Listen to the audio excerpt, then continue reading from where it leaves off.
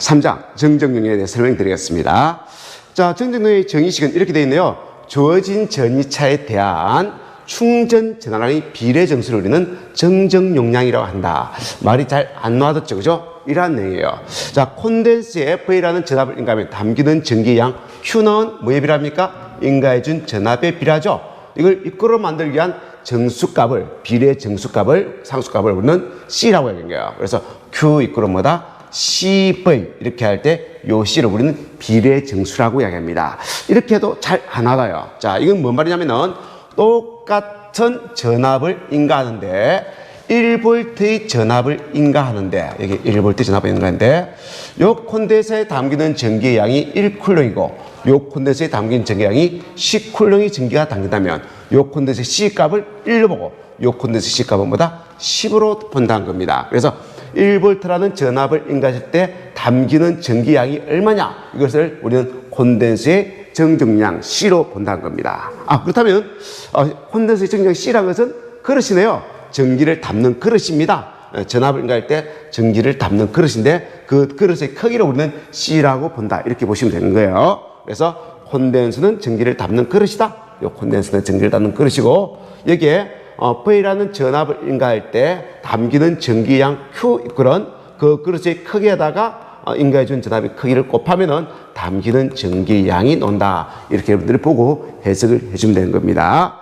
자, 그래서 요걸 우리는 정의식이라고 이야기하죠. 요 정의식에서 우리가 행태별로 정량 C를 구하는 거예요. 그래서 콘덴서의 행태가 크게 시험장에서 4가지가 나옵니다. 이 4가지 행태별로 정량 C를 구하는 공식을 반대로 정의식에서 유도해 보도록 하겠습니다. 자, 구콘덴서입니다. 반지름 A인 구콘덴서 C 값은 C 꼴은 4파 입실 곱하기 A인데 이게 어떻게 해서 이 공식이 나왔냐? 그걸 뒤에서 한번 살펴보고 들어갈까요?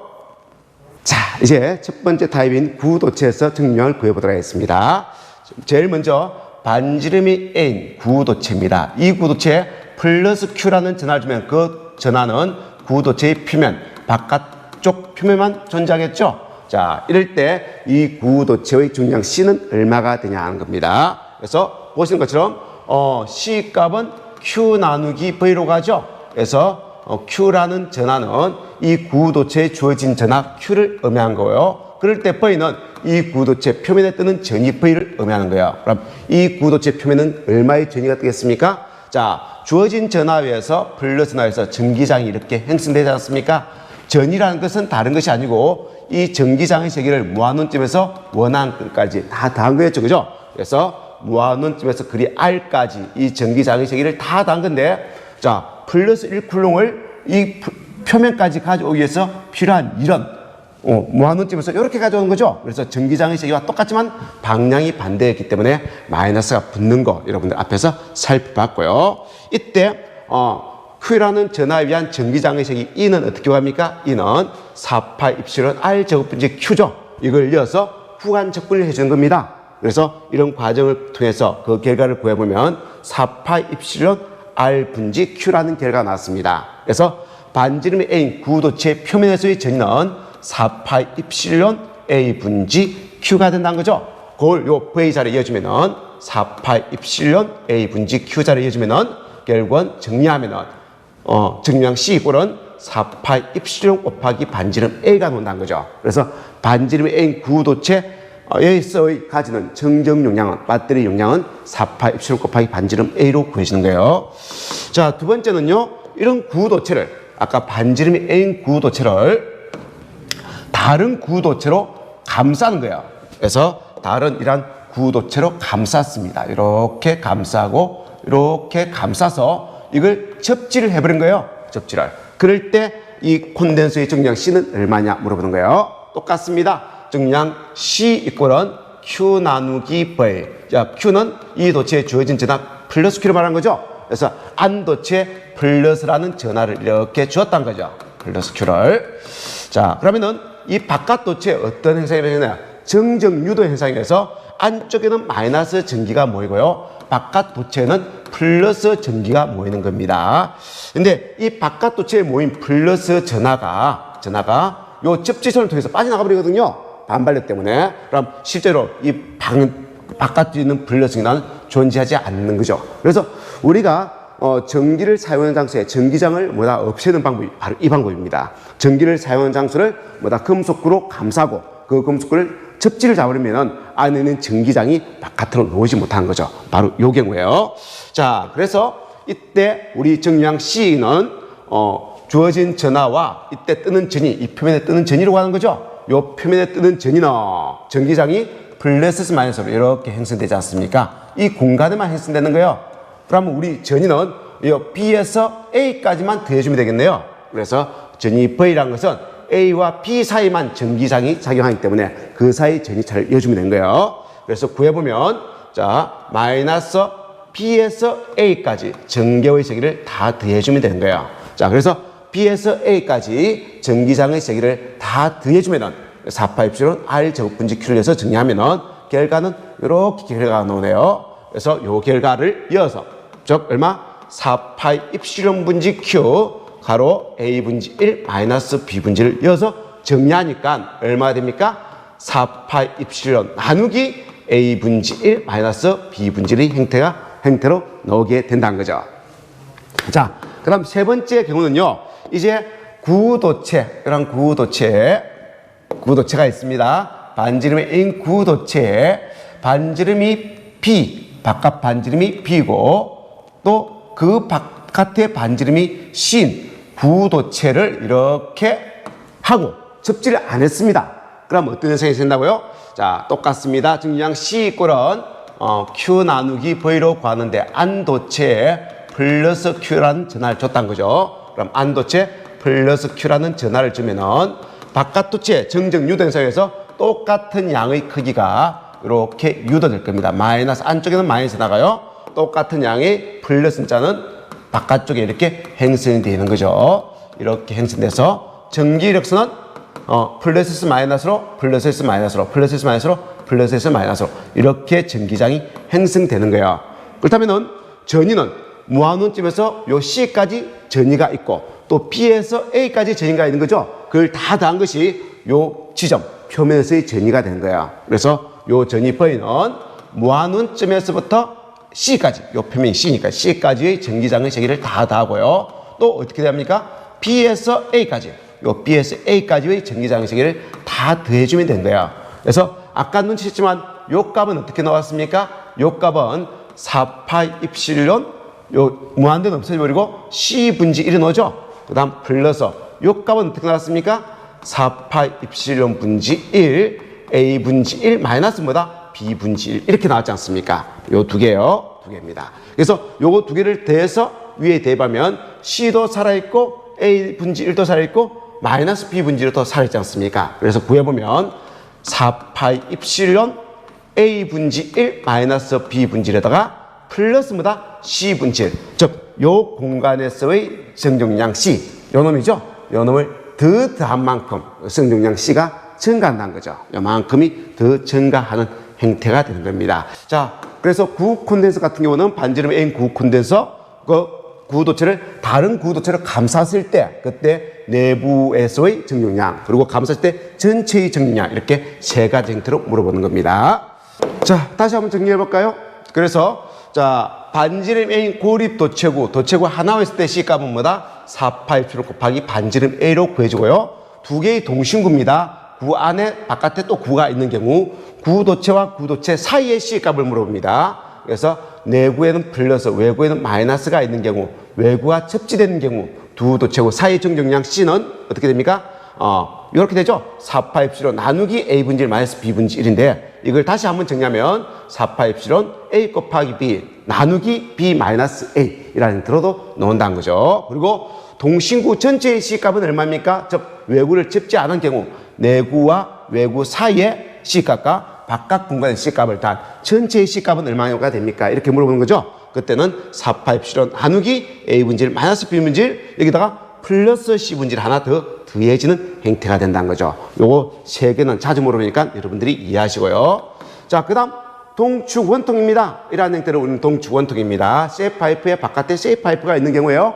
그리고 요 내경이 A고요. 이 바깥 지름이 뭐다? B죠. 이걸 외부에 있는 뭐다? 셀 파이프는 접지를 한 경우에요. 이럴 때 요 안 도체와 바깥 도체 사이에 정류량 C는 얼마가 되냐를 물어보는 거예요. 유도 안 하겠습니다. 그 값은 2파 입실론 로그 A분지 B로 구해주는 거예요. 그냥 공식처럼 암기합시다. 요 값은 1m당의 정정 용량이 되는 거예요. 그럼 이 길이가 L일 때 이 길이 전체에서의 정정 용량은 얼마냐 물어본다면 거기다가 길이를 곱해주면 되는 거예요. 그래서 2파 입실론 곱하기 길이 나누기 로그 A분지 B가 L이라는 길이를 가지는 도체 막대의 정류량 C가 된다는 거죠. 이 공식은 공식으로 암기하면 되겠습니다. 자, 이걸 또 확장이 돼가지고 동축 원통입니다. 그래서 안에 쇠 파이프와 쇠 파이프와 바깥의 쇠 파이프 사이에 이렇게 파이프 사이에 뭘 찾다? 유전체를 나누어서 채운 거죠. 안쪽에는 입실론 1, 바깥쪽에는 입실론 2라는 유전체를 이렇게 나누어서 채운 경우 이 전체의 C 값은 얼마가 되냐 이걸 물어보는 내용이 나옵니다. 그럴 때는 답은 어떻게 해주면 된다고요? 비슷한 형태죠. 2파 입실론 아까 같은 경우는 2파 입실론 나누기 로그 A 분지 B였는데 이때 유전율이 다르니까 2파 입실론을 밑에 내려서 입실론 1분지 1 로그 A 분지 B A와 B 사이는 입실론 1이니까 걸려주고요.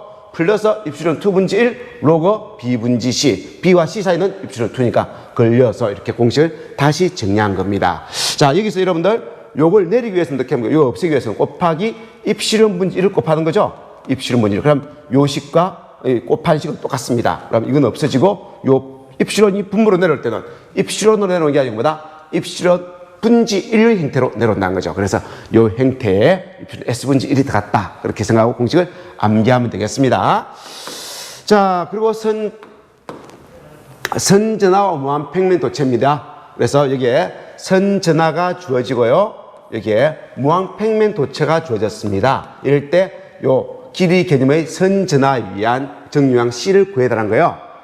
나중에 무한 평면 도체에 의한 전기 영상법을 배울 겁니다. 그럴 때 요거와 똑같은 거리만큼 떨어진 반대쪽에 똑같은 막대기의 마이너스 전하가 유도된다. 이렇게 생각하고 문제를 풀 거거든요. 그래서 떨어진 거리가 H가 아니고 HH가 EH가 됩니다. 그래서 선전하에 의한 정정용량 C 꼴은 2파이 입실론 나누기 로그 A 분지 B인데 여기가 B가 아니고 A 분지 떨어진 거리가 B가 아니고 이것처럼 B가 아니고 뭐가 된다고요?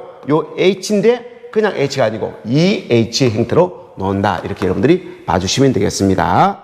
자, 그래서 2파 입실론 로그 A 분지 EH가 선전하와 무한평면 도체 대지 사이의 정류량 C를 구하는 공식이 되겠습니다.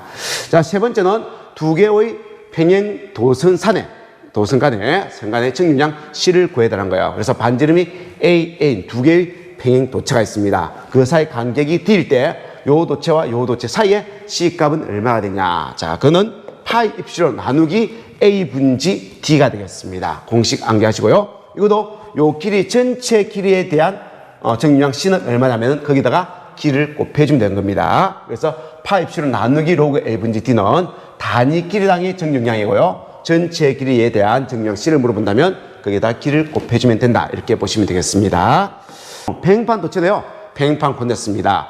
위에 면적이 S인 두 개의 팽판을 겹쳐서 간격 D가 되게끔 유지하고 자, 여기에 전압을 인가하면 위에 도체는 플러스 전기가 아래 도체는 마이너스 전기가 저장이 될 거예요.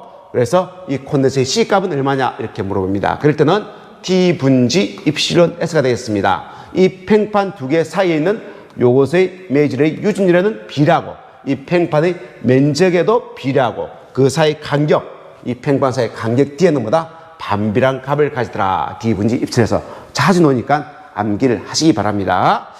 자, 정리하면은 크게 정류량 C를 물어보는 것은 네 가지 경우다. 국 콘덴서, 원주행 콘덴서, 그 다음 평행도선 콘덴서, 팽판 콘덴서가 있습니다. 그때 각각 C 값은요, 암기하는 요령은 국 콘덴서에서는 4파이 입실론이 되는 거고요. 원주행 콘덴서에는 뭐가 된다? 2파이 입실론이 되는 거예요. 그리고 평행도선 콘덴서는 파이 입실론입니다. 자, 다시 한번 말씀드릴까요? 자, 반지름 A 도체구입니다. C 값은 얼마라고요? 4파이 입실론으로 시작하고요. 그 다음 여기에 짝대기를 두 개 끄니까 이거 뭡니까? 원주 도체가 되는 거죠? 이때 C 값은 뭐가 된다고요? 요것의 반, 2파이 입실론입니다. 그리고 이 도체가 한 개 더 있다면 어떻습니까? 팽 도선 콘덴서가 된 거죠. 그때 C값은 또 그것의 반 파이 입실론이 되겠습니다. 정확한 값은 4파이 입실론 곱하기 뭐다? 그리 A가 되는 거예요. 반지름 A고. 그리고 반지름이 AB 두 개가 주인다면 이건 또 어떻게 바뀝니까? 4파이 입실론 AB가 내려서 A분지 1 마이너스 B분지 1. 전체를 물어보면 플러스 C분지 1이 되는 거예요. 자, 원주형 콘덴서 같은 경우는 C값이 어떻게 됩니까? C 이꼴은 2파이 입실론인데 나누기다 로그 A분지 B가 되겠습니다. 이때 조심할 건 로그 R은 무조건 1보다 커야 되기 때문에 위에가 큰 값, 아래가 뭐다? 작은 값이 들어가야 된다. 요거 생각하시고요. 그 다음 팽도선 콘덴서는요. C 이꼴은 파이 입실론이죠. 파이 입실론 나누기 로그 A분지 D가 되겠습니다. 이 로그 R은 또 무조건 1보다 커야 되기 때문에 D 값이 큰 값, A 값이 작은 값이 들어가야 된다. 이렇게 생각하시고요. 팽판 콘덴서는 요 사이의 유닛의 용량, 입실론과 면적에는 B라고 간격에는 반비라는 입실론에서 나누기 D가 된다. 이렇게 기억을 해주시면 되겠습니다. 두 번째, 개수입니다. 개수란 거는 전하와 전혀의 관계를 정의해주는 값을 우리는 개수라고 그래요. 그래서 조금 전에 살펴봤던 정용량도 개수가 되겠습니다. 그래서 우리가 이런 콘덴서에 V라는 전압을 인가하면은 이 콘덴서에 담기는 전하의 양과 인가해준 전압은 무슨 관계? 비례관계죠. 그래서 Q 이꼴은 Q와 전압은 비례관계인데 이꼴을 만들기 위한 게 바로 개수죠. 그래서 전하의 양에 대해서 이꼴을 만들기 위한 개수가 Q 이꼴은 뭐다? CV. 이 개수를 우리 뭐다? 정정 용량이라고 이야기한 거야. 근데 여기서는 이 개수를 Q 이꼴은 C가 아니고 QV로 C와 똑같은 내용으로 Q라는 개수를 도입해요. 이걸 우리는 뭐다? 전하량 Q에 대해서 이꼴을 만들기 위한 개수니까 이걸 뭐다? 용량 개수라고 하는 겁니다. 그래서 용량 개수 Q 이꼴은 거꾸로 Q 나누기 V로 정의가 된 거죠. 그래서 1V라는 전압을 인가했을 때 담기는 전기량에 대해서 Q 값이 결정이 되는 거예요. 그래서 Q 이꼴은 용량 개수 Q 이꼴은 전하량 나누기 전위의 차다. 이 단위가 뭐였습니까? 콘덴서의 단위는 페르시였죠. F라고 적고 읽을 때는 페르시라고 읽어주는 겁니다. 자, 그리고 반대로 그러면은 이렇게도 볼 수 있지 않습니까? 콘덴서가 있고 여기에 V라는 Q라는 전기가 담겨 있으면 여기에 V라는 전압이 뜨겠죠. 이 콘덴서 양대에 뜰 겁니다. 그럼 뜨는 전압과 여기에 담겨 있는 전압의 양과는 무슨 관계입니까? 비례관계죠. 그래서 뜨는 전압은 콘덴서에 담겨 있는 전압의 양의 비례하더라. 이걸 이꼴로 만들기 위한 개수가 뭐라고요?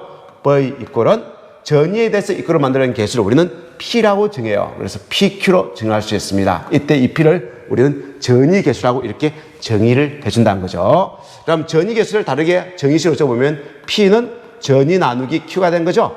그래서 1쿨롱의 전하를 담았을 때 몇 볼트의 전압이 뜨냐 그 값으로 우리는 전위 개수를 정의한다는 겁니다. 자, 그래서 전위 개수는 전위 나누기 전하량입니다. 암기하는 요령은 전위 개수니까 위에가 뭐가 올라가고 전위가 올라가고 용량 개수니까 위에가 뭐가 올라가고 전하량이 올라가더라. 이게 먼저 올라가더라. 이렇게 암기하고요. 전위 개수의 단위는 엘라스턴스가 되겠습니다. 이걸 다른 말로 다레퍼라고도 이야기합니다.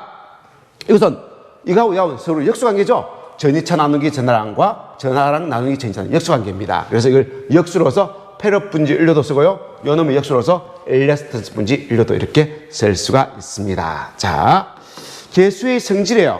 개수의 성질. 자, 요 개수의 성질은 일단 내용을 볼게요. 개수의 성질을 보니까 다 뭐다? 0보다 크다고 돼 있죠. 0보다 크다, 0보다 크다, 0보다 크다 돼 있는데 먼 개수만 뭐다 다 0보다 큰데 먼 개수만 Q, 1, 2 또는 Q, 2, 1만 0보다 작거나 같습니다. 이놈만 뭐다? 유독 음수가 되겠습니다. 그럼 Q1, 2, 2, 1이 어떠한 의미인가? 요거는 뒤에서 이제 살짝 살펴보도록 하겠습니다. 일단 요 내용에서는 개수의 성질은 Q1, 2 또는 2, 1이라고 되어 있는 이걸 우리는 유도 개수라고 하는데 요 유도 개수만 유도 개수만 유독 0보다 작거나 같습니다. 나머지 모든 개수는 뭐다? 0보다 크나 같다. 즉 양수다. 이렇게 보시면 되겠습니다. 그래서 이렇게 0보다 크나 같다. 양수다. 유도 개수만 뭐다? 0보다 작거나 같다. 이렇게 보시면 되겠습니다. 그 다음으로 물어보는 게 포항관계를 물어봐요. 일단 내용을 설명드리고 그 다음 어떤 내용인지를 이야기 드릴게요. 포항관계에서 직관적으로 문제를 풀 수 있는 방법은요. P 도체를 바깥 도체, Q 도체를 뭐다? 안도체라고 해석하고 문제를 보면 문제가 그대로 보입니다. 그래서 여기서 이러한 것은 어떠한 포항관계를 나타내는 개수냐 물어보는 경우가 있습니다. 그래서 1번과 2번이 분명히 포항관계죠. 그래서 1번과 2번 도체가 포항관계인데, 자, P도체가 뭔 도체를 했습니까? P도체가 바로 바깥 도체를 했죠. 그죠? 그래서 완완되어 있는 게 1번 도체를 의미하고요. 그 다음 완투되어 있는 것은 1번과 2번 도체 사이라는 의미예요. 그 중에서 1번 도체가 바깥 도체입니다라는 뜻이에요. 그래서 이 의미는 바깥에 있는 도체가 1번 도체고, 그 중에서 어느 도체가 2번이다? 1번과 2번 중에서 바깥이 1번이라는 거니까 당연히 안에 있는 도체는 뭐다? 2번이다. 이런 의미가 되겠습니다. 그럼 만약에 P22 이꼴은 P23 이렇게 되어 있다면 이건 어떤 의미일까요? 두 개의 도체가 포항관계인데 몇 번과 몇 번? 2번과 3번이 포항관계라는 거죠. 그 중에서 바깥에 있는 도체가 몇 번이라고요? 2번이라는 뜻입니다. 그러면 이게 2번이고 안도체가 뭐다? 3번이라는 뜻이죠. 이러한 포항관계를 표현할 때 이렇게 표현해 주는 겁니다. 자, 이걸 Q도체로 표현한다면 또 어떻게 표현합니까? 유사합니다. Q도체는 뭐다? 안도체의 번호를 의미한다. 이렇게 해석하면 되는 거예요. 그래서 Q11 이꼴은 마이너스 Q12. 왜 마이너스가 붙었죠? 요 Q12라고 되어 있는 요 개수를 우리는 유도개수라고 그랬습니다. 유도개수는 뭡니까? 항상 마이너스 값이죠. 음수값이에요. 근데 음수하고 양수하고 같을 수가 없지 않습니까? 그 의미는 이게 마이너스 2라면 이건 뭐다? 플러스 2가 된다는 거죠. 그럼 마이너스 2와 플러스 2가 같은데 같지 않은데 절대값이 같다는 거예요. 그래서 앞에 마이너스를 붙여야 같다고 이야기할 수 있는 거죠. 그죠? 마이너스가 플러스가 돼서 같다고 이야기할 수 있는 거예요. 그 때문에 마이너스가 붙어 있는 겁니다. 자, 그래서 이 포항관계는 우리가 어떻게 해석하면 된다고요? Q도체는 뭔 도체? 안도체다. 이렇게 보면 되는 거죠. 그래서 1번과 2번이 서로 포항관계 있는데 그중에서 안쪽에 있는 도체가 몇 번이다? 1번이다. 이런 의미예요. 그래서 보면은 자, 두 개의 도체가 있는데 안쪽 도체가 1번이고 그럼 바깥 도체는 뭐다? 2번이다. 이런 의미로 여러분들이 봐주시면 되는 겁니다. 그럼 한 개 더 해볼까요? Q22 이꼴은 마이너스 Q 뭐다? 2, 3이다. 이렇게 됐으면 어떤 의미입니까? 두 개의 도체가 있는데 한 도체는 2번이고 한 도체는 3번인데 그중에서 안에 있는 도체가 몇 번이다? 2번이라는 거예요. 그럼 바깥 도체는 뭐다? 3번의 포항관계를 이런 식으로 표현한다. 이렇게 여러분들이 이해하시면 되겠습니다. 자, 두 도체 사이의 정유항 C를 물어보는 내용이 나와요. C. 일단 공식 먼저 볼게요. 공식 보면 자, 정유항 C 이꼴은 전하량 나누기 전이차 V로 가죠. 이때 전이차 V를 이어서 구해보면 이렇게 나와요. 이렇게 나옵니다. 자, 이거 이제 일단 나온다고 보고 그래서 P 이꼴은 P11 마이너스 2P12 플러스 P22 분지보다 1 이렇게 나와요. 근데 P12와 P21은 같은 값을 가져요.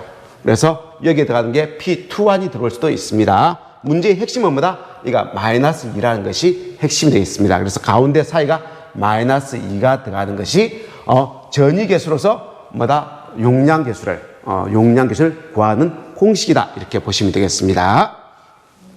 자, 그러면은 아까 중간에 있는 내용들을 다시 한번 여기서 반복적으로 설명해 보겠습니다. 자, 전위계수라는 것은 이러한 내용이었습니다.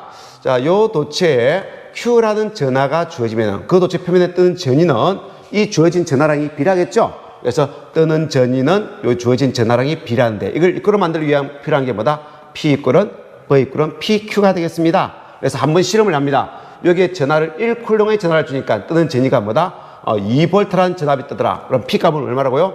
2가 되겠습니다. 그러면 V 이꼴은 뭐다? 2Q라고 적을 수 있죠? 그럼 이 도체에 만약에 3쿨롱의 전하가 주어진다면 이 도체 표면에 뜨는 전압은 얼마일까요? 그래서 3 곱하기 2는 뭐다? 6V. 그래서 6V의 전압이 뜰 겁니다. 이렇게 구할 수가 있다는 거죠. 그게 바로 요 계수에 관한 거예요. 계수에. 자, 그래서 1쿨롱의 전하를 줬을 때 뜨는 전위를 구해서 그것이 바로 그 전위 계수가 되고 그 전위 계수를 이어주면은 전하량과 뭐다? 전위와의 관계를 직관적으로 문제를 바로 풀 수가 있다는 거죠. 자, 도체가 만약에 두 개가 있다면 또 내용이 틀리시죠. 그죠? 두 개의 도체가 있습니다. 자, 요 도체 Q1이라는 전하를 주고요. 그 Q1이라는 전하 주고, 요 도체에 Q2라는 전하를 줬을 때, 각각의 도체에 뜨는 전위를, 요 도체 표면에 뜨는 전위를 V1, 요 도체 표면에 뜨는 전위를 V2로 한다면, 요 도체 표면에 뜨는 전위 V1이라는 것은 뭐다? 이 도체에 주어진 전하 위에서 뜨는 전위가 있을 거고요. 그걸 V1이라고 그래요. 1번 도체에 주어진 전하위에서 1번 도체에 뜨는 전이라는 의미예요. 그 전이가 있을 거고 2번 도체에 주어진 전하위에서 1번 도체에 뜨는 전이가 있을 거예요. 그걸 V12라고 얘기했습니다. 2번 도체 전하위에서 1번 도체 표면에 뜨는 전이, 그 두 개를 더한 것이 1번 도체 표면에 뜨는 전이가 되는 거죠. V2도 마찬가지입니다. 요 전압이란 것은, 요 전이란 것은 1번 도체에 주어진 전하위에서 2번 도체에 뜨는 전이가 있을 거고요. 그리고 2번 도체에 주어진 전하위에서 2번 도체에 뜨는 전이가 있겠죠. 그 두 개를 더한 것이 요 2번 도체의 전이다. 이렇게 구할 수 있습니다. 그럼 V1은 구해볼까요? V1은 어떻게 구합니까? 자, 1번 도체에 주어진 전하위에서 요 표면에 뜨는 전이는 이 반지름이 R1이니까, 자, 우리 이렇게 앞에서 배웠습니다. 반지름의 A인 도체에 Q라는 전하가 있고, 그러니까 R만큼 떨어져 있어서 전이 구하는 공식은요, 4파이 입실론 R 분지 Q라는 공식을 배웠지 않습니까? 그걸 그대로 대입하면 됩니다. 그래서 4파이 입실론 떨어진 거리가 R1이니까 R1 분지 Q1 플러스 요 2번 도체 위에서 요 도체 표면에 뜨는 전은 떨어진 거리가 R이지 않습니까? 그래서 4파이 입실론 R 분지 Q2 이렇게 구해주면 되는 거죠. 똑같은 의미로 V2 요 도체 표면에 뜨는 전이는 1번 도체에 주어진 전하위에서 요 도체에 뜨는 전이, 즉 4파이 입실론 R 분지 뭐다? Q1 요 도체 전하위에서 요 도체 표면에 뜨는 전이가 되겠죠. 더하기 자기 도체에 주어진 전하위에서 자기 도체에 뜨는 전이 4파이 입실론 반지름이 R2네요. R2 분지 뭐다? Q2 이렇게 구할 수 있다는 거죠. 그래서 요 개수를, 요걸 개수를, 요 값을 우리는 뭐라고 정의하고요? P1이라고 정해요. 1번 도체에 주어진 전하위에서 1번 도체에 뜨는 전위를 구하기 위한 개수다. 이렇게 하고요. 요 개수를 뭐라고 정의합니까? 요 개수값을, 이렇게 한 이 개수값을 P12라고 그래요. 2번 도체 전하위에서 1번 도체에 뜨는 전이다. 이렇게 정의해 주는 겁니다. 그럼 요 값은 뭐라고 정의하겠습니까? 예, 맞습니다. P21이죠. 1번 도체 전하위에서 2번 도체 표면에 뜨는 전이와 요거는 또 뭐라고 정의합니까? 예, P22라고 정의하죠. 2번 도체 전하위에서 2번 도체에 뜨는 전이를 구하기 위한 개수다. 이렇게 이 개수를 정의를 이렇게 해준다는 겁니다. 자, 이렇게 하고 개수가 정의를 하는 겁니다. 자, 이런 개수 관계를 위해서 문제가 이렇게 논다는 겁니다. 어떤 식으로 논다고요? 문제가, 자, 두 개의 도체가 있습니다. 한 도체에 1쿨롱의 전하를 주고, 이 도체는 전하를 안 줬습니다. 0쿨롱을 줬을 때 이 도체 표면에 뜬 전이가 3V라는 전압이 듣고, 이 도체 표면에 뜨는 전이는 2V의 전압이 떴다면, 전하를 안 줬는데도 전압이 떴습니다. 왜 그렇습니까? 1번 도체에 주어진 전하 때문에 2번 도체의 전하가 뜬 그 영향을 받아서 2번 도체의 전하가 뜨는 거죠. 그 크기 때문에 그렇습니다. 자, 요 조건이 주어지고, 요 조건으로 뭘 구해더라? P11과 P12을 구해달라는 거예요. 요 조건을 가지고 우리 개수를 구합니다. 자, 개수를 구해볼까요? 자, 여기서 V1 이꼴은 P11 Q1 더하기 뭐다? P12 Q2. 자, 그 다음 V2 이꼴은 P12 Q1 더하기 P22 Q2. 이거는 자, 이건 행렬식하고 유사하죠. 그래서 이 식은 여러분들 적을 자르야 되고요. Q1의 전하에 얼마의 전하를 줬습니까? 이거 빨간 걸 해야 되는데 파란 걸 했네요. Q1 전하에 1쿨롱의 전하를 줬네요. 그래서 여기는 1쿨롱의 전하를 주고, 여기는 1쿨롱의 전하를 주고, Q2에는 전하를 안 줬죠. 0쿨롱의 전하를 줬습니다. 그럴 때 가까이 뜨는 전압이, 요 전압이 3V, 요 전압이 뭐다? 2V입니다. 요 식을 넣어주면은, 요건 0이기 때문에 없어지고요. 3 이꼴은 P11 곱하기 1이 되겠네요. 곱하기 1이니까. 그럼 P11은 얼마라고요? 자, 3이 되는 거죠. 그리고 여기서 두 번째 식에서 이게 0이기 때문에 2 이꼴은 P12 곱하기 1이네요. 그럼 P12는 뭐다? 2가 된 거죠. 근데 12나 2는 어떻습니까? 아까 본 것처럼 똑같은 값을 가졌죠? 그래서 P21도 1이 되는 겁니다. 2가 되는 겁니다. 그래서 여러분들 아는 거는 1는 뭐다? 3이고 1, 2나 2는 뭐다? 2란 거죠? 이걸 안 조건해서 두 번째 조건을 해주는 거죠. 자, 요 도체는 2쿨롱을, 요 도체 1쿨롱이면 각각의 전압은 몇 볼트가 뜨겠느냐, 이걸 물어보는 겁니다. 즉, V1의 전압은 얼마가 되겠느냐, 이걸 물어본 거죠. 그래서 V1 이꼴은 P11 Q1 플러스 P12 Q2로 가는데, 이제는 요 개수 관계를 알았습니다. 이 두 개의 도체 사이의 개수 관계를 알았어요. 왜? 실험, 요 앞에 있는 실험에 의해서 그 두 도체의 개수 관계는 P11이라는 개수는 뭐가 되고요? 이건 3이더라. 그리고 P12는 얼마라고요? 그 값은 2더라. 이 개수를 알아버렸습니다. 그럼 요거는 안 바뀌어요. 그 개수 간의 관계는 안 바뀝니다. 한번 그 관계가 정의되고 나면은. 그래서 그런 똑같은 관계를 가지는 도체의 전하량만 달랐네요. 전하량이 얼마를 줬다고요? 요 도체의 전하량은 2가 주어졌고, 이 도체의 전하량은 뭐다? 1이 주어졌죠? 그럼 이 표면에 뜬 전위는 3 곱하기 2는 6, 2 곱하기 1은 뭐다? 2. 더하니까 뭐다?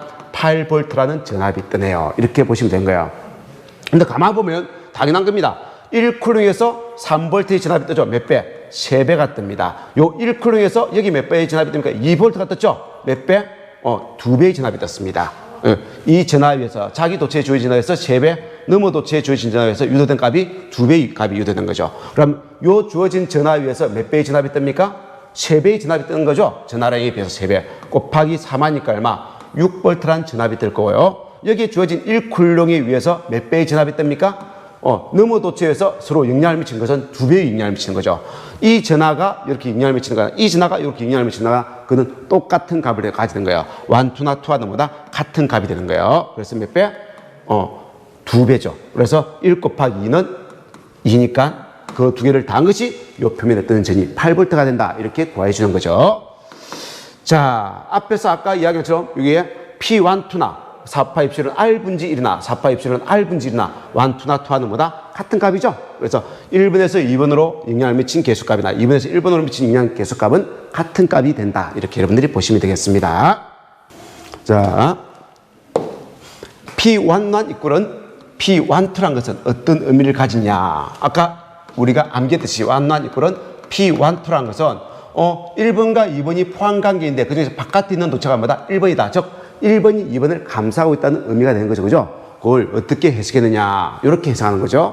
자, 우리가 정의식이 있습니다. 이 정의식에서 우리가 V1 이꼴은 P11 Q1 더하기 P12 Q2 그리고 V2 이꼴은 P21 Q1 더하기 P22 Q2에서 1번 도체에 뭘 주고 1쿨롱의 전하를 주고 2번 도체 0쿨롱의 전하를 줬습니다. 1번 도체 1쿨롱을 주고요. 2번 도체 0쿨롱의 전하를 줬다는 거죠. 그래서 여기에 1쿨롱, 1쿨롱, 여기에 0쿨롱, 0쿨롱을 준다면 V1 이꼴은 P11 그리고 V2 이꼴은 뭐다? P21 곱하기 1은 하나만 하니까 이렇게 된 거죠. 그럼 P11과 P21이 같다는 것은 V1과 뭐다? V2가 같다는 의미가 된 거죠. 두 개 같다는 거예요. 그럼 여기에 1쿨롱의 전하를 떴을 때 뜨는 전이 V1과 여기에 0쿨롱을 줬을 때 이 표면에 뜨는 전이 V2가 같을 수가 있습니까? 같을 수가 절대 없는 거예요. 그래서 이 1번 도체와 2번 도체가 따로 놓인 경우에서는 절대 P11과 P12가 같을 수가 없다.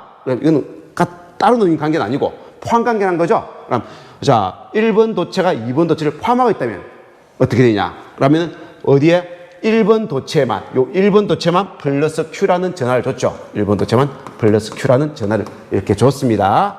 자, 그럴 때 전기력선은 이렇게 형성되는 거예요. 이렇게 형성되고. 그러면 1번 도체 표면의 전위는 얼마가 되겠습니까? 모아눈쯤에서, 요 1번 도체까지 전기장의 세기를 다 더한 게 요 1번 도체 표면의 전이죠. 이게 V1이에요.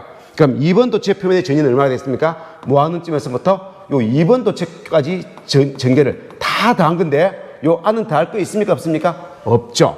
그래서 V1을 구하나 V2를 구하나 그 전위는 뭐다? 같은 전위가 된 거야. 즉 V1과 V2가 같다는 거죠.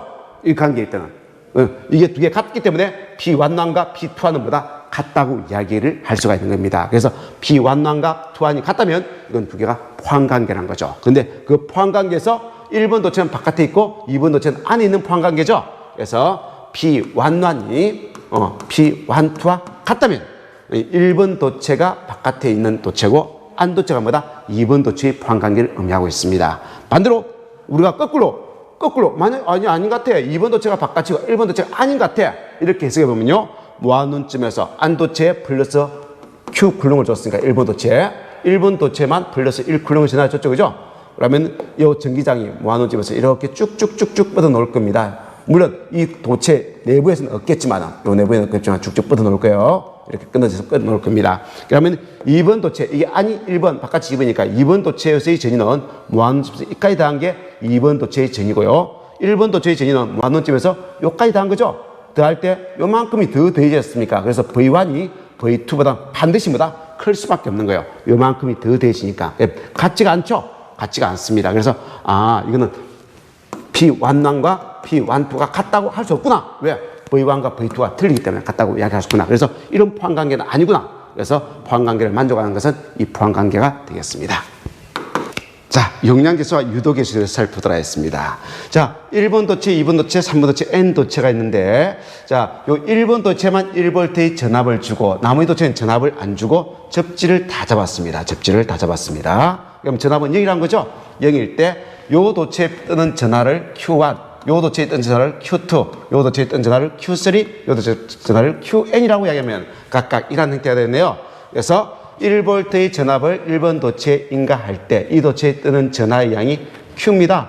뜨는 전하의 양 Q는 어떻게 합니까? Q는 QV로 가는 거죠. 1번 도체의 전하의 준 전위에 의해서 1번 도체에 뜨는 전하의 양은 1번 도체의 용량 계수로 가는 거죠. 그래서 그 뜨는 양이 1V를 줬을 때 그 도체에 뜨는 전하량이 바로 뭐다? 용량 계수가 된다는 거죠. Q11이 된 겁니다. 그럴 때 다른 도체가 어떻게 됩니까? 접지가 잡혀 있는 다른 도체에서는 플러스나 주면 이게 뭐다? 마이너스의 전하가 뭐이겠죠? 이 전하량이 바로 뭐가 된다? 그 도체의 유도 개수가 되는 거죠. 그래서 Q, 이거는 2, 1번 도체에 주어진 이 전하에서 2번 도체에 뜨는 전하량. 이게 Q2이 되고요. 1,2가 되고요. 이거는 Q 뭐다? 3, 1. 1번 도체에 주어진 전하에서 3번 도체에 주어진 유도된 전하량, 이런 의미가 되는 거죠. 그 양을 우리는 유도계수라고 합니다. 이 유도계수는 항상 뭐가 됩니까? 마이너스가 되죠. 플러스 하나를 주면은 여기는 마이너스 하나가 유도니까 유도계수 Q11, 12, Q2, 13 이런 것들은 다 음의 값을 가진다. 이렇게 여러분들이 봐주시면 되겠습니다. 이걸 뭐다? 우리는 유도계수, 이걸 뭐다? 용량계수로 정의한다. 이렇게 보시면 되는 거예요. 그래서 다시 한번 말씀드리면 도체 1의 1V의 전압을 인가하면은 그 자신의 정정 용량에 의해서 전하량이 저장되고, 즉 뭐다? Q11에 의해서 뭐다? Q1이 저장되고, 여기 1V 전하면 다른 도체의 전하에 의하여 반대극성의 전하가 유도계수의 크기에 의해서 유도된다. 그래서 반대 도체에는 반대극성의 전하가 유도계수에 의해서 뭐다? 유도된다는 거죠. 그래서 요 Q21, Q12는 0보다 작은 음수로, 즉 반대극성이기 때문에 음수의 크기를 가진다. 이라는 의미를 가지고 있는 겁니다. 자, 정정 용량의 직렬과 백렬의 접속입니다. 자, 직렬 연결에 대해서 살펴보도록 하겠습니다. 먼저 여러분들이 이해하셔야 되는 것은 직렬은 여기에 흘러가는 전류 I나 여기에 흘러가는 전류 I1이나 여기에 흘러가는 전류 I2가 마다 일정하죠. 근데 여기서는 전류가 아니고 전하량으로 이야기합니다. 그래서 전류란 건 단위 시간당 이동하는 전하의 양이기 때문에 여기에 저장된 전체의 전하량이나 여기에 저장된 Q1의 전하량이나 여기에 저장된 Q2의 전하량은 전류가 같단 말은 전하의 양도 같단 말이죠. 그래서 전하량이 일정하다. 이걸 여러분들이 이해하시고, 그 다음 전체 전압을 인가하면요, 각각의 V1과 C1과 C2 각각의 전압이 나눠서 그리죠. 그래서 각각의 나누어진 전압을 두 개 더하면은 전체 전압은 같다. 이게 전압은 나눠진더라. 그래서 전압 분배법칙이다. 이렇게 이야기합니다. 자, 두 개의 합성 용량은 얼마냐 하고 물어보는 문제입니다. 그래서 요 저항을 본다면, 저항으로 여러분들이 앞에서 구했기 때문에 이것의 저항은 얼마가 되겠습니까? C1의 저항은 J 오메가 C1분질, C2의 저항은 얼마입니까? J 오메가 C2분질. 요걸 한 개의 저항으로 C값으로 바꿨을 때 이 C값의 저항은 얼마입니까? J 오메가 C분지 1이죠. 그럼 요것이 바로 저항이니까 Z1, 이게 Z2, 이 전체의 저항 Z로 본다면 전체 저항 Z 이꼴은 뭐로 같습니까? Z 이꼴은 Z1 더하기 Z2와 같지 않습니까? 왜? 직렬이니까. 그럼 전체 저항은 J 오메가 C분지 1 이꼴은 Z1은 J 오메가 C1분지 1 더하기 J 오메가 C2분지를 같네요. J 오메가 똑같이 묶어내고, 그래서 C분지 1꼴은 C1분지 플러스 C2분지. 이거 어디서 본 겁니까? 저항의 백렬 합성값 구하는 꼴하고 유사하죠? 그래서 전체의 합성값은 직렬일 때 그 합성 용량은 이렇게 계산이 된 겁니다. 이걸 C에 대해서 풀면은 분모는 다하고 분자는 곱하는 꼴로 바뀌죠. 그죠? 그래서 직렬일 때는 저항의 백렬처럼 합성값을 계산하는구나. 이렇게 보시면 되겠습니다. 그 다음 전압 분배법칙도 마찬가지예요. 요 C 값이 Z1이 얼마입니까? J 오메가 C1 분지 1이고요. 요 Z2 이끌은 J 오메가 C2 분지 1이죠. 전체 V라는 전압을 인가했을 때 요 C1에 인가되는 전압 V1은 얼마가 되냐 물어본다면 V1 이끌은 전체 전압 곱하기 전체자 더한 더하기 Z2 분지마다 자신의 저항값 Z1으로 가죠. 저항이라면 이렇게 보는 거예요. 자, C 값으로 대해서 풀어볼까요? V 이끌은 C 값은 J 오메가 C1 분지 1이 Z1이 되고 플러스 J 오메가 C2 분지 1이 Z2 값이 되죠. 분지 J 오메가 C1 분지 1이 되네요. 그래서 분수에 분수가 있으니까 분모 분자에 J 오메가 C1 C2의 곱을 J 오메가 C1 C2의 곱을 곱하면은 V 곱하기 분모는 첫 번째에 곱하니까 뭐가 되고요? C2가 남고 두 번째에 곱하니까 C1이 남고 위에 거는 J 오메가 C1 C1 없어지고 C2가 남아요. 그래서 전체 C 값 분지 남의 C 값이 되네요. 그래서 C1에 인가되는 전압 V1은 전체 C 값 분지 C2의 값, 남의 값에 비례하더라. 이렇게 이야기하는 거죠. 자, 그럼 최초로 파괴된 콘덴서는 어느 콘덴서가 파괴되느냐 물어보는 거예요. 자, 그래서 전압을 이렇게 인가하면요, 요 콘덴서에 담기는 전기의 양과 요 콘덴서에 담기는 전기의 양이 같죠? C1이 크기가 조금 작고 C2의 크기가 조금 크다고 가정한다면, 이렇게 가정한다면 C2가 크다고 가정한다면 여기 담기는 물의 양, 이 물의 양은 똑같아야 되냐? 요 양이나 요 파란 물의 양은 같아야 된 거예요. 전하의 양은 같아야 된 겁니다. 그렇다면 여기는 작은 콘덴서는 높은 높이로 전압이 걸릴 거예요. 큰 콘덴서는 뭐다? 낮은 전압으로 걸리죠. 그 바로 위에 이야기했던 것처럼 C 값과 인가되는 전압은 반비례 관계다. C 값이 적은데 많은 전압이 걸리고 C 값이 크면 뭐다? 낮은 전압이 걸린다. 그하고도 일명상통합니다. 이럴 때 전압을 조금 더 높이면 어떻게 되겠습니까? 요 콘덴서는 조금 여유가 있지만 요 콘덴서는 뭐다? 넘어버리죠. 그래서 우리가 최초로 파괴된 콘덴서는 요 콘덴서가 담을 수 있는 전기의 양 C1 곱하기 V1. 이때 V1이라는 것은 이 콘덴서를 걸 수 있는 최대 전압을 의미하는 거예요. 그리고 우리는 내압이라고 이야기합니다. 그리고 이 콘덴서의 용량 C2 곱하기 여기에 걸 수 있는 최대의 전압, 요 전압, 요걸 우리는 내압이라고 해요. 요 두 개 곱한 거. 그 중에서 많은 거, 작은 거. 그래서 요 놈이 작은 거, 요 놈은 이만큼 여유가 있죠, 그죠? 큰 거예요. 그래서 그 중에서 작은 것이 먼저 파괴된다. 그래서 C1 곱하기 V1, C2 곱하기 V2 중에서 그 담을 수 있는 그릇의 크기가 작은 거. 이때 V1과 V2는 그 콘덴서에 걸 수 있는 최대의 높이의 전압, 그걸 내압이라고 합니다. 내압으로 곱해서 이어준 게 되겠습니다. 자, 그리고 이만큼을 우리는 이게 작은 게 먼저 파괴되는데, 그럼 얼마의 전압을 최대 걸 수 있느냐? 이 최대 인가 가능한 전압은 얼마냐? 이걸 물어봅니다. 최대 가능한 전압.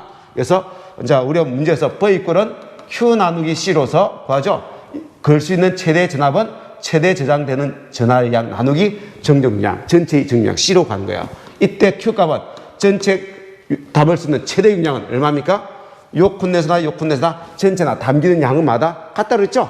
양은 일정합니다. 그럼 요거 두 개 중에서 많고 작은 용량에 의해서 결정되는 거죠. 그래서 Q1과 Q2 중에서 작은 용량이 담을 수 있는 전체의 용량이 되는 거죠. 그리고 구하고 C 분질은 아까 한 것처럼 저항의 병렬처럼 요 공식을 대입하면 된 거죠. 그래서 C1 분지 1 더하기 뭐다? C2 분지 1을 구해서 요 자리를 이어서 구한값이 여기에 걸 수 있는 최대의 전압이 되겠습니다.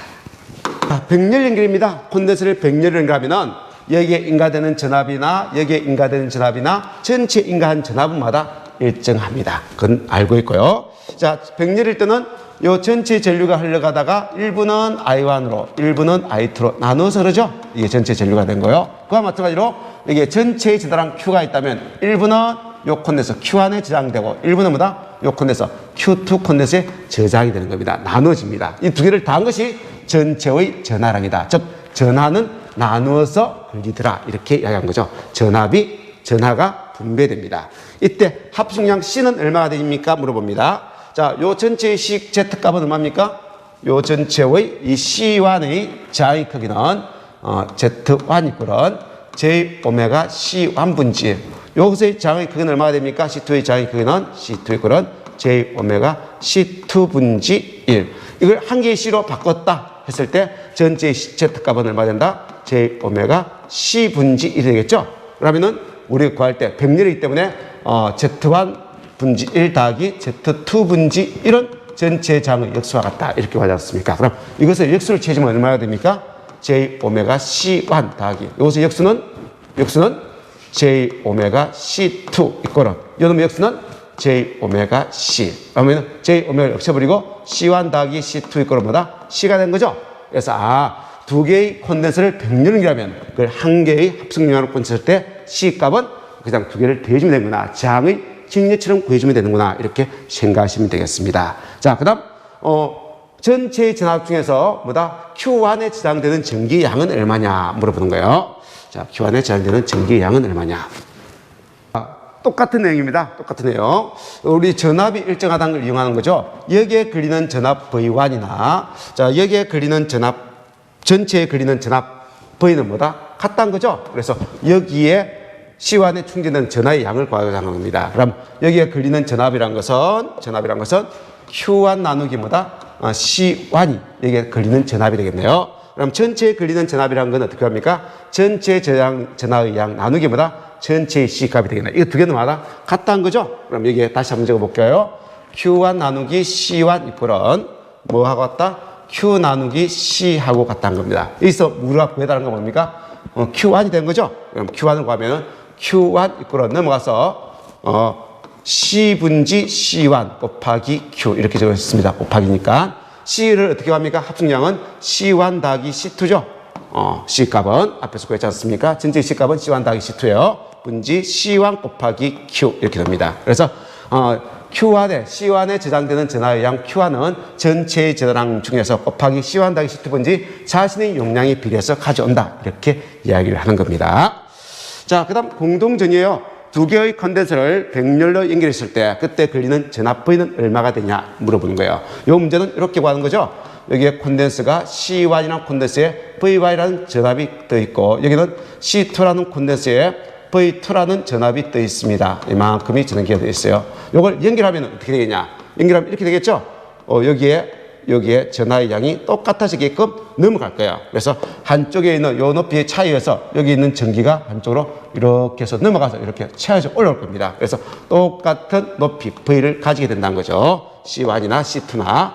그러시는 이 V는 얼마가 되냐 물어본 겁니다. 그럼 요 콘덴서가 가지는 전체의 전압의 양이 얼마입니까? C1 곱하기 V1이고 요 콘덴서가 가지는 전체의 전압의 양이 얼마입니까? C2 곱하기 V2죠. 요거 두 개를 더한 것은 나중에 연결했을 때 넘어갔을 때 요 콘덴서에 저장되는 전기량을 더한 것과 같죠? 전기량이 여기서 이렇게 넘어갔기 때문에 이게 이동했기 때문에 이 전체의 양은 항상 같아야 됩니다. 그래서 C1 곱하기 V 더하기 C2 곱하기 V가 같아야 되는 거죠. 여기서 우리는 묶어야 됩니다. V를 C1 더하기 C2 V. 그럼 V만 남가지고 넘겨버리면 C1 V1 더하기 C2 V2를 C1 더하기 C2로 나누면은 공동전이 V가 논다는 거죠. 두 개를 연결했을 때 하나의 공동전이가 논다는 거죠. 이게 공동전이 구하는 공식인데 콘덴서에서 주로 구콘덴서에서 이런 문제를 많이 물어봐요. 지금 구콘덴서 C 값은 4파이 입실론 곱하기 반지름 R로 가죠. 그래서 이 값이 똑같기 때문에 C 값으로 구하나 반지름 R로 가나 그 결과는 똑같은 값이 나온다는 거. 그걸 미리 알고 있는 게 좋습니다. 자, 두 개의 콘덴서를, 여기 있는 콘덴서 두 개를, 자, 여기는 에너지가 W1이라는 에너지가 저장이 되어 있고요. 여기는 에너지가 W2라는 에너지가 저장이 되어 있습니다. 이것을 병렬로 연결하면 어떻게 될까요? 연결했을 때 전체가 가지는 에너지를 WT라고 이야기하면 요거 두 개 더한 거하고 전체 에너지를 비교하면 어떻게 될까요? 항상 뭐다? 두 개의 합이 전체 에너지보다 더 커집니다. 즉, 에너지가 합하면서 넘어가면서 뭐다? 감소가 일어납니다. 그래서 전의 에너지가 나중 에너지보다 크다.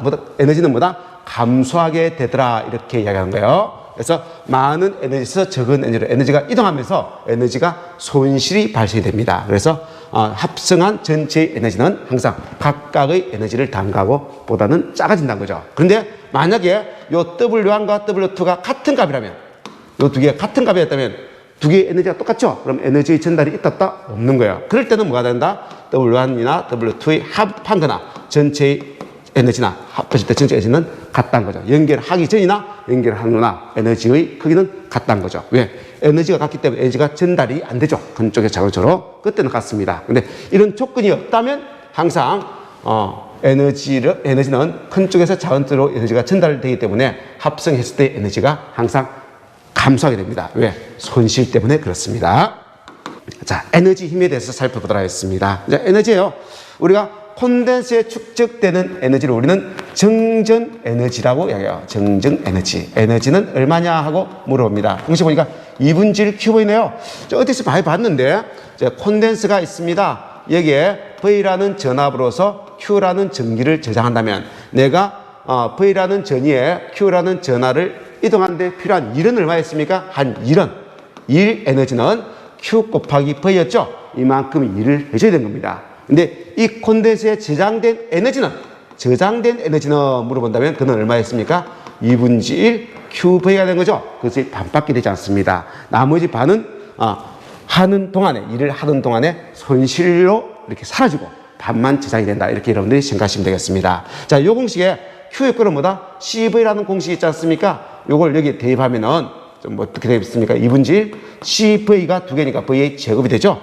V는 Q 나누기 C가 하니까 요걸 요 V 자리에 이어주면은 20분지 Q의 제곱이 될 거예요. 그래서 요 세 개는 같은 공식이 되겠습니다. 그래서 2분의 1 QV, 2분의 1 CV 제곱, 20분지 Q 제곱으로 여러분들 콘덴서에 저장된 에너지를 구하는 공식을 기억하시고요. 자, 이걸 최적으로 나누면은 단위 체액당에 저장된 에너지가 나와요. 그래서 밑에 나온 것처럼 이 식을 최적으로 나누어서 이렇게 정리하니까 단위 체액당에 저장되는 에너지는 얼마가 됩니까? 2분의 1 입실론 2의 제곱이 나옵니다. 그래서 2분의 1 입실론 2의 제곱이 나오고, 자, 그래서 2분의 1 입실론 2의 제곱이 나오고, 여기서 D 이꼴은 전압일 D 이꼴은 입실론 1라는 공식을 대입해서 2분의 1 ED로도 만들 수 있고, 또는 E 이꼴은 D 나누기 입실론을 대입해서 구하면은 이 입실론 문제 D의 제곱을 구할 수가 있습니다. 그래서 이 세 개의 공식은 단위 체액당에 저장된 에너지, 다른 말로 하면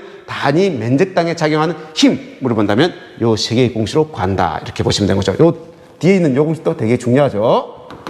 자, 전체에 작용하는 힘, 뉴턴을 물었습니다. 앞에서는 아까 뭐였습니까? F인데 뉴턴 퍼 메다 제곱, 단위 면적당에 작용 힘이었죠. 지금은 전체에 작용 힘을 묻습니다. 그럴 때는 전체에 저장된 에너지를 간격으로 나눠버려요. 이때 전체에 저장된 에너지는 2분의 1 Q바이 이꼴은 2분의 1 CV 제곱 이꼴은 20분의 Q의 제곱으로 이어서 나누기 간격으로 나눈 공식이 있고요. 또 하나의 공식은 단위 면적당 작용하는 힘에다가 극판의 면적을 곱하는 공식이 있습니다. 단위 면적당 작용하는 힘의 세기는 얼마였습니까? 2분의 1 1이 이꼴은 2분의 1 입실론 2의 제곱 이꼴은 2 입실론 분지 D의 제곱이 뉴턴 퍼 메다 제곱으로 단위 면적당 작용하는 힘이죠. 여기다가 면적을 곱하면 그 급한 전체에 작용하는 힘이 나온다는 거죠. 이 두 개의 공식에 의해서 값을 구합니다.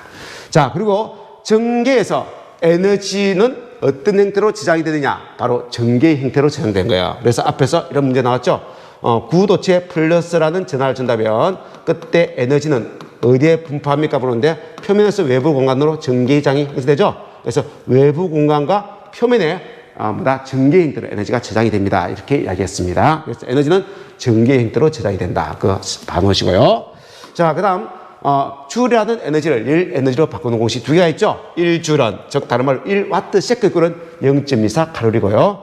또 1kW 아워는 860 킬로칼로리입니다. 이때 에너지란 것은 전력량을 의미해요. 전력량은 전력 곱하기 시간입니다. 그래서 와트에다가 세컨, 초를 곱한 것은 줄이 된 거예요.